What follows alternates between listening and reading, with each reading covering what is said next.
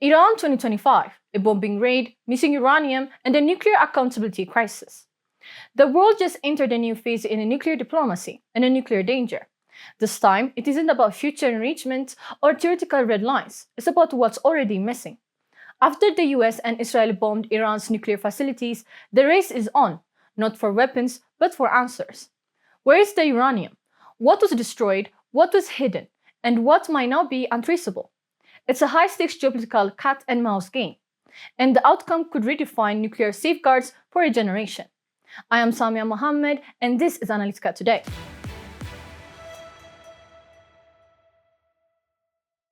The strikes on Fordow, Natanz, and Isfahan mark a dramatic escalation in efforts to contain Iran's nuclear program, but they also shattered the very mechanisms designed to verify it.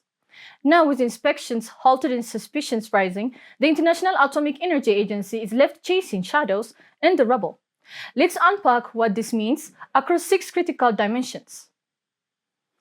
Targeted strikes, unintended vacuum. The Fordow enrichment facility was once Iran's most closely watched nuclear site. Buried inside a mountain, it produced the country's highest grade uranium. Now it's a crater and an intelligence black hole. President Donald Trump declared the strikes a success. Bunker-busting bombs obliterated key sites, he said. But the real question isn't about facilities, it's about materials. Iran held more than 9 tons of enriched uranium, over 400 kilograms of it at nearly 60% purity, a short step from weapons grade. Where is it now? No one knows for sure. And no one may ever know completely. Broken chains of accountability. Before the strikes, the IAEA had continuous access to Iran's declared nuclear sites. Enrichment levels were monitored, materials tracked, and inspections routine. But the bombings interrupted that chain. The IAEA hasn't inspected Fordow, Natanz, or Isfahan since the attacks. Now the work of verification isn't just technical, it's forensic. And inspectors will need to test rubble, analyze environmental samples, and trace enrichment residues under dangerous conditions. It's a process that could take months, if not years. And it assumes Iran cooperates. But that, too, is in jeopardy. Diplomatic fallout and fractured framework. Iran's parliament has voted to suspend cooperation with the IAEA. Tehran accuses the nuclear watchdog of enabling the strikes by labeling Iran non-compliant just days before they began. Western diplomats say that the resolution simply affirmed long-standing concerns. Either way, the result is the same. Inspections are frozen, cooperation is fraying, and mutual trust, never abundant, is evaporating.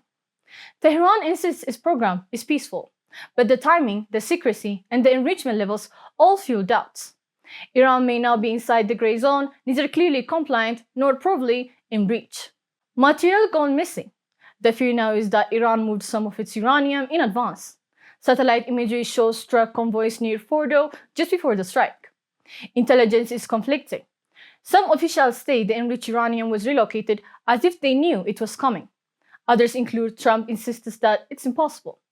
But even the perception that material was moved and is now unaccounted for poses a serious proliferation risks. IAEA stands for demand accounting for every gram. Even a fraction of the 400 kilogram missing could constitute a security nightmare, especially if centrifuges were also preserved and hidden. Memory of Iraq, risk of deja vu. This isn't the first time the world has hunted elusive stockpiles. The memory of Iraq's missing WMDs looms large. The research turned up nothing but still led to war. Now UN inspectors face similar dilemma. A vague trail, intense political pressure, and limited access. If Iran refuses full transparency, suspicion will deepen. And if no conclusive evidence is found, governments may act anyway, on fear, not fact. What's at stake isn't just nuclear material. It's the credibility of the global non-proliferation regime. The NPT shaken but not shattered. Iran remains a party to the Non-Proliferation Treaty.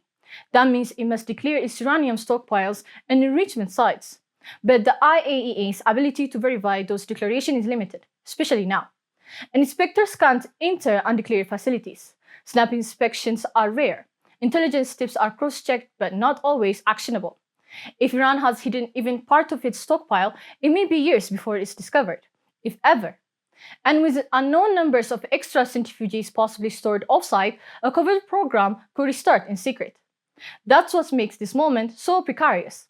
The mechanisms meant to contain risk are now themselves under threat. Shadows, stakes, and strategic blind spots.